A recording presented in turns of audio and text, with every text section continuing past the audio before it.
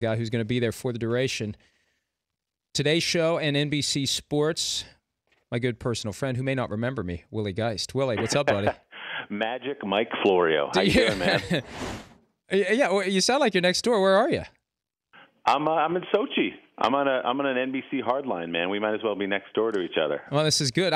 Are you really in Sochi then? Is this like a man on the moon thing where you're really not there? Why do you sound very skeptical that I'm actually in Sochi. I haven't been green screening for the last 2 days, if that's what you're accusing me of, like they did in the soundstage in Burbank with the moon landing. I'm not. Oh, see, there we go. You agree with me that the moon landing was faked, but there's no question. And Elvis is alive. I could go on and on. Set the scene at that green screen that you're using. You know, it's funny.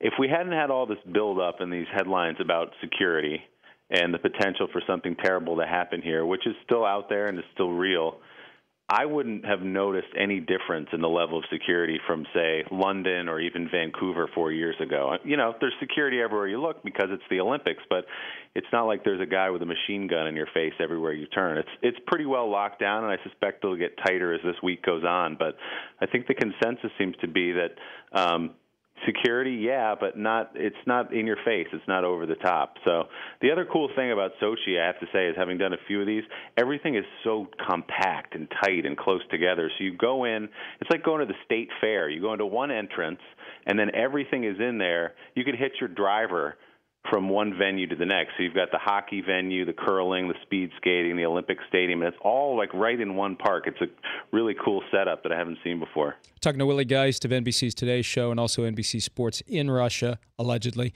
covering the Olympics. People assume that, Russia, Olympics, Siberia, it must be cold. What's the weather like there?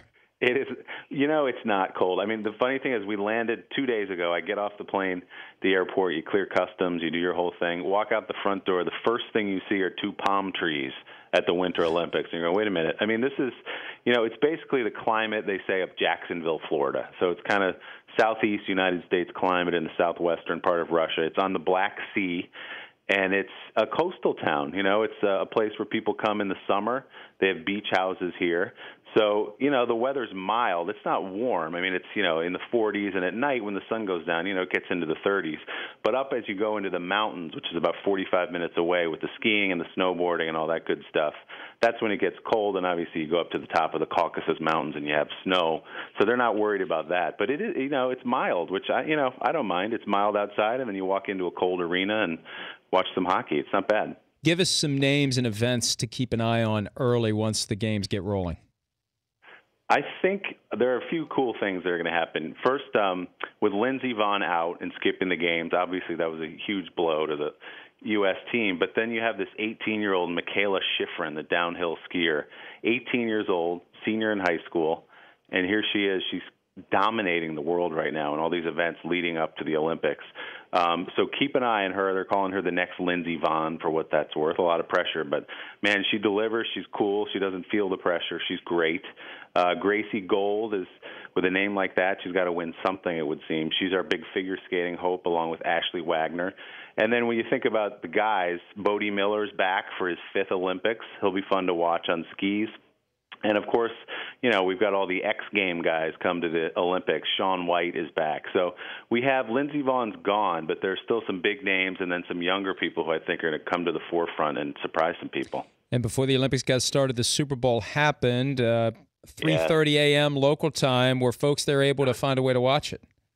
Couldn't do it. I could not do it. If my team had been playing, I would have gotten up. But I went to bed. I woke up. I looked at my phone, and I couldn't believe it. It was 29-0. I was shocked. But I'm told there was a crew, including Al Michaels, who was up at 3:30 in the morning down at the hotel bar, God bless him, at the Radisson where we're staying, watching the game. And the hotel this Russian hotel threw a full Super Bowl party. They had wings and nachos, and there was a guy running around with beer. So there were people watching. Al Michaels front and center. He would not miss the game. And finally, 3:30 in the morning. Willie, and most importantly, any Dan Patrick sightings in Russia? Yes. Yeah, I can't talk about it, though. He's run afoul of the law here in Russia, and there's some pending legal matters for Mr. Patrick. Said the wrong thing, got a little handsy with some people, and so I wouldn't expect to see him for several months. That sounds like any other Olympics then, if that's the case. Exactly. Just Patrick being Patrick. All right, Willie. Hey, we'll be catching up with you as the Olympics unfold. Thanks for some time. Enjoy Russia, and great talking to you as always. Anytime, Mike. Talk to you soon, man. All right, see you, buddy. Willie Geist, Today's Show and NBC.